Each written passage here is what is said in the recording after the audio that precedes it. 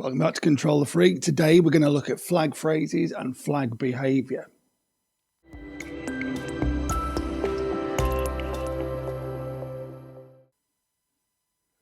Welcome back to Control the Freak. As I say, again, we're going to look at flag phrases and flag behaviour.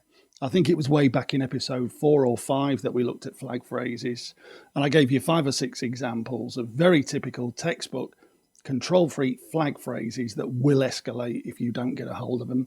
And I said back then that we'd revisit the subject. We're doing so today, and I'm sure we're going to do it again because there's loads of this stuff to get through. As usual, I'm aiming this stuff at 2 people. I'm aiming it at people who are being controlled, who might not know they're being controlled and want some clarification. But I'm also aiming it again at control freaks, which might be a little bit controversial.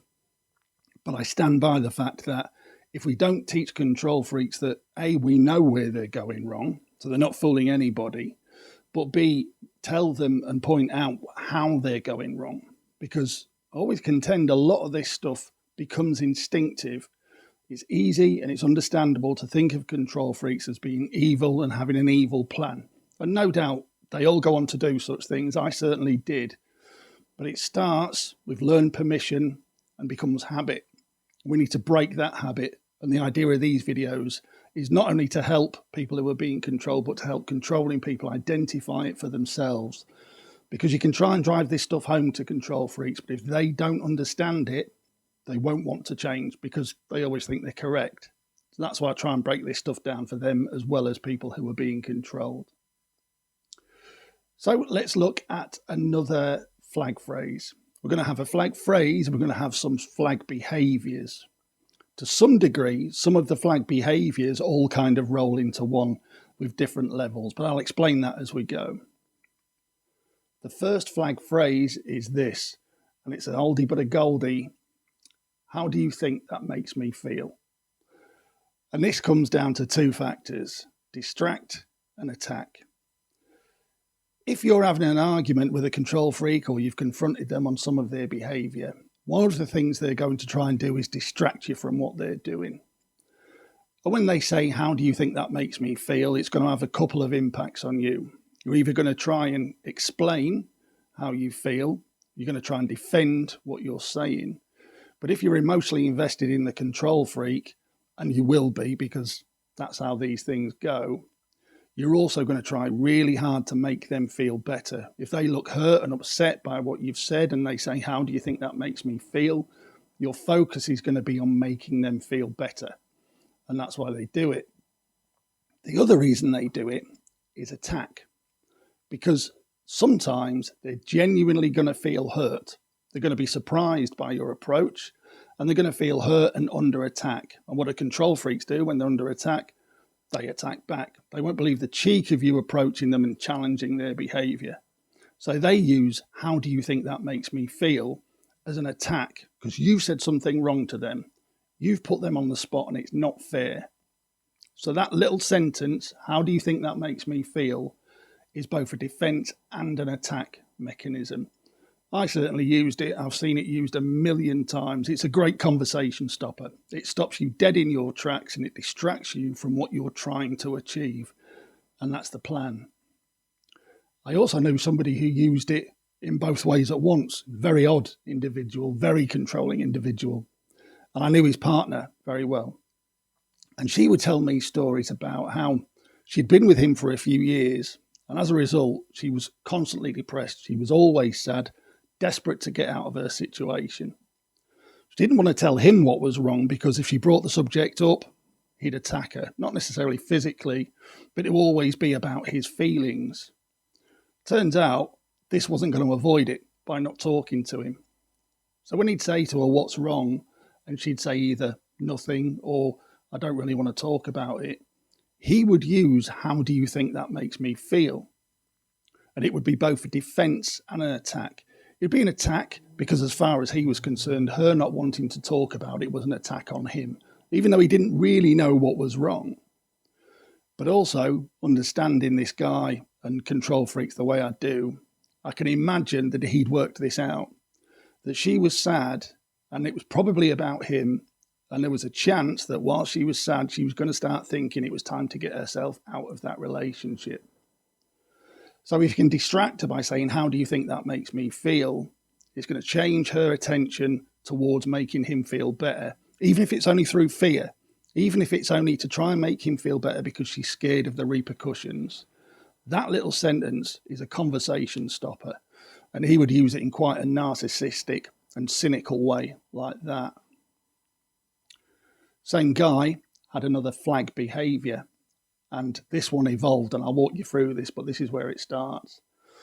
It starts with moody silences, another one I know very well, and another one I've seen a million times. You often see it with young kids when they first get into relationships, and they don't know how to handle their emotions, but control freaks will always do this unless they're stopped. Random moody silences. And she said it started very early on with this guy. They might be at a party or a gathering and everything would be fine. And then they'd leave, get in the car to go home. And suddenly there'd be silence. She'd look over at him. His jaw was clenched. He looked angry. And she didn't know what was going on. She didn't know why he was angry. But she was quite a timid little thing. And this guy was quite a kind of confident, outgoing dude. It was one of the reasons she'd been attracted to him. And there was something about his silence that made her keep very quiet. And she'd wait until much later on and ask him what it was. And it was always something random. There was no way she could ever predict this, by the way, and we'll come to the expectation of prediction shortly. There was no way she could ever predict what it was he was going to be angry about or when he was going to be angry, because it was always going to be something like somebody had complimented a dress she was wearing. He'd been telling a story and she didn't back him up. She didn't add ballast to his story. She just stood there silently. There was one time, family reunion, not long after they'd got together, and an uncle who he hadn't seen for years walked up and complimented his new girlfriend, said to his nephew, God, you've done well, she's beautiful. And the nephew kind of sneered and went, yeah, well, I think she's punching above her weight. And the uncle laughed and said, I think if anyone's punching, mate, it's you. And the girlfriend laughed, and the boyfriend actually laughed as well. There was nothing to see here until a couple of hours later, after carrying on as if nothing had happened, they got in the car, stony silence. And it took hours for him to say to her that she'd embarrassed him because she'd laughed at what his uncle had said, even though he'd laughed and he never mentioned it again, just because the uncle had complimented her. That was the justification for stony silence. And what's going on here is some conditioning. And I use this word with some trepidation because in his mind, he would have felt justified, right? He would have been genuinely hurt by what had gone on. He would have been embarrassed. He would have felt inadequate. So there's some genuine hurt going on there, and he is angry, right? But it is also deliberate punishment. That silence isn't just about while he's working things out in his head and trying to understand why he's angry. This guy didn't really have the capacity to think about why he was angry. He was a very selfish individual. It's a very deliberate punishment tactic. That silence is to punish you. And that's why I say it's part of the beginning of a cycle of conditioning. And if you don't deal with this very early on, this is going to escalate. My advice to you, if somebody does this very early on, is don't let them get away with it more than twice. First time they do it, let them calm down, talk to them about it. Try and get them to see that the conclusion they reached had nothing to do with logic. If they do it again, do the same thing, but add a caveat. I'm not going to carry your emotional burden. Never carry somebody's emotional burden, particularly if they want you to carry it. That's always a bad sign. But add the caveat that I will not carry your emotional burden. I've done nothing wrong here. And that you're going to leave the next time they do it. And the third time they do it, get out. Because this is you being conditioned. Because it goes to the next stage. And the next stage is that they'll start being nice in front of everybody else. But in private, it won't just be the odd stony silence. That's going to escalate. Because you've accepted the stony silences, the conditioning has begun. They're starting to expect now that you know when they're going to be upset. You're going to know what their triggers are, and you're going to do everything to avoid upsetting them. This is now an expectation because you've put up with the early stony silences. They think you can read their mind now, and you should know what upsets them. So they're going to start to find other things. And they're going to look around the house, they're going to see something you've done or not done, and that's going to upset them. And there's going to be more stony silences, but it won't stay silent for long. They're going to start having some things to say to you, because as far as they're concerned at this point, you're doing it deliberately because you should know better. They're going to carry on being nice in front of people outside the house, because on some level, they still know that that's not acceptable behaviour. But inside the house, there's a silent agreement between you two. He thinks so, at least. There's a silent agreement that you've both accepted. You're both on this path now, and there's this pattern to this relationship. You're running out of time. If that starts to happen, if it's moodiness whenever you're alone but nice in front of other people, that should tell you you're already moving down the pecking order. If you don't, it's going to move to the next stage. And this is where they're going to give up all pretense in front of people. And this guy from the first story did this as well. He followed this right the way through to its conclusion. And he just started dismissing her and sneering at her in front of people. She's a gorgeous girl. She was lovely. She got lots of attention. Lots of people liked her. But to this guy, she was no better than something that was stuck to the bottom of her foot. If she tried to say something funny, he'd sneer at her, he'd dismiss her, he'd make fun of her, he'd embarrass her. And he didn't care who was around. He was so confident by this point that she supported his attitude that he now had permission to behave this way in front of everybody. He dialed it down a little bit in front of people, but not very much. He didn't see why he needed to anymore. And again, if you've given early permission for those stony silences earlier on, you're telling them that this is going to be all right later on. This is how the control freak's mind works. It will escalate to this point. Just unhappiness. Eventually, of course, you're going to get to this point and you're going to say to yourself, well, I've got to get out. And that's when things will get really dangerous for you. And the whole point of all of these videos is I'm trying to tell you how not to get to that point, right? You should never get to this point where it's dangerous for you to leave. We're trying to get that to happen much earlier on, aren't we? But if you try and leave at this point, it is going to escalate, and it can escalate in a couple of ways. One of the first things we're going to try and do is triangulation. And again, same guy, this guy was textbook. He did it in two ways. He did it in several ways, but there's two that really stand out. She eventually caught him cheating. She put up with all this stuff for so long and she was ready to leave. And she eventually caught him cheating. And there was no denying it. He was absolutely banged to rights. So we did something called triangulation, which is where you bring in an outside party, a third or fourth party. It could be a friend of theirs, a friend of yours, somebody who they think is going to influence your next step. And he chose two very, very odd ones. She caught him cheating. He drove to where her mum works, called the office and got her mum to come outside and sit in his car, where through teary eyes he told her how much he loved her daughter, how he'd made such a mistake, but he'd been under tremendous stress and he'd been trying to make it work, but the daughter wasn't helping. And somehow he managed to get the mum on side to some degree, and she did end up talking to the daughter. But that wasn't enough for him. He then called his dad. Now, his dad was a very similar character. There's no wonder this guy ended up the way he did. This guy was very bombastic. He was very lord of the manor. You know, he was in charge of his family. And even though his son was in his 30s at this point, he always deferred to his dad. And in some cases asked him permission for the simplest of things. So he called his dad, and he got his dad to come down and talk to his wife. And he did so. He took her upstairs and he sat on the bed with her and told her that she was being unfair, and this isn't how a married woman behaves, and she had a duty to try and fix this marriage, and how much effort had she really put into this marriage, because he couldn't believe his blue-eyed boy was all to blame. As it turns out, he really was, but the dad couldn't believe that. This woman must have something to do with it, and she had a duty to try and fix it. Thankfully, by this point, this woman had had enough. She was growing in confidence. She'd seen right through this guy for what he was, and she wasn't going to put up with it. And she told the dad so, and she told the dad to leave. But triangulation is a really common tactic. I've even done it. Every control freak will try and do it. When they see things going wrong, they're going to go to somebody who they think might be able to influence the outcome to the benefit of the control freak. Look out for triangulation. It comes quite near the end when they really feel they're running out of time and running out of control. That's when they'll start calling in outside help. So let's go over that again. Obviously, we've got how do you think that makes me feel? It's a classic, and it's all about taking on the emotional burden of that person and not thinking about what you really wanted them to challenge on. And then let's look at the random silences and look how they escalate. If you put up with the random silences more than twice, you're starting to join in the pattern that will follow on. And it'll go right through to the point where they'll treat you badly in front of everyone, and then you're going to have to leave.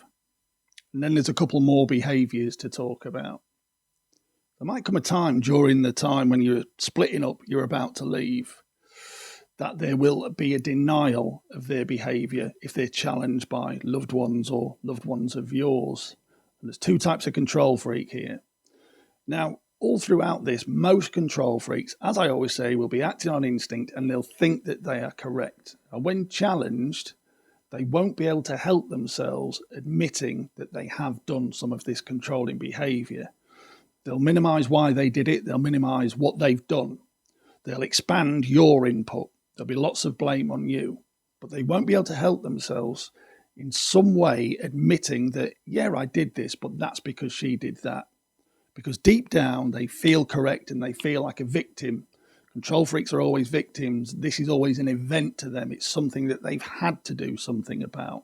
So they won't be able to help themselves. You kind of know what you're dealing with when you're dealing with that kind of person. If you watch all the other videos, and I'll talk you through the behaviours, why they do this, and where that behaviour will lead. But there's a very dangerous control freak that you'll be able to identify at this point. If it comes to the point of confrontation and this control freak denies all knowledge, and I mean absolutely all knowledge, you're dealing with a very dangerous narcissistic control freak. They'll have no knowledge of it. It's never happened before. Don't know what you're talking about. I never did that. We're in a very happy relationship. Right in front of you, they'll lie through their teeth and say everything is absolutely fine. And they'll be baffled that anybody is calling them out on their behaviour. And there'll be no hint or no agreement that they ever behaved anything like that. It'll be a complete surprise to them. What that tells you is that person hasn't evolved to be this way. They've always been that way. This isn't love gone wrong. Love never had anything to do with it. This person is completely aware of their behaviour, but they're outright denying it in front of you, to you, and to everyone else. There's no accountability here, because even with the other types of control freaks, there's a level of accountability. They will say, yes, I did this, but there's a tiny little bit of accountability because they think they're correct. These guys know outright it's not correct, it's bad behaviour, and yet they're still outright denying it. This is the person you have to run away from, because if you don't, you hang around, you're going to pay for the intervention. You're going to pay for the fact your friend got involved and that they were put on the spot. And it might not happen straight away, but at some point you're going to be punished for that intervention. You have to get away. In no uncertain terms, that doesn't get any better. That person knows what they're doing and they're a narcissist and they're just hiding it so they can carry on doing it. You must remove yourself from that situation. Now, I've been working on this stuff for years, and I've used my experience and I've interrogated my behaviour and my motivations. And then in some of the informal sort of tests that I've done with other control freaks, I've watched this stuff play out. And over the years, I've managed to get it together. And I know that it works. I can see it work over and over again. I understand it implicitly. And I thought it was pretty much just me. But I was made aware through some AI tool the other day that somebody showed me that there's actually a psychological or psychology acronym for this, and it's called DARVO, DARVO, and it stands for Deflect, Attack, Reverse Victim Offender. And that pretty much follows this all the way through. I was quite pleased when I saw that. Now, I don't usually have much faith in the scientific community anymore. I have real doubts about some areas of science at least, because it seems to me they have their gods. And I think we've seen in recent years that if you challenge that, there can be some pretty dirty tactics thrown at the people who make any kind of challenge. And I think this kind of stuff should always be challenged. So as I say, I have my doubts to some degree about the scientific community. But And I suppose this kind of suits my purpose. I was quite pleased to see that there is a psychological acronym for this behaviour. And like I say, if you go through what I've just told you, it's all there. We're going to come back to this subject again, absolutely, because what I want to do, as always, is give you the early indicators. But I also want to help people who have been controlled, that they can see this stuff, and you'll get some comfort from the idea that you weren't imagining it, that was really happening, and now you know why. And I hope that brings you some comfort. As always, to old subscribers and to new subscribers, there's the usual stuff down here. Please like, share and subscribe as always if you're just watching. If you want to share any stories that you want me to share with the viewers to help them, or even if you just want to contact me to share a story and ask for advice, whether you're a controlling person or you're being controlled, I'm here for advice, and you can hit me up at any of these here. I'll be very happy to be in touch. In the meantime, I'm going to leave you with the usual: control the freak, not other people. I'll see you next time. Behave.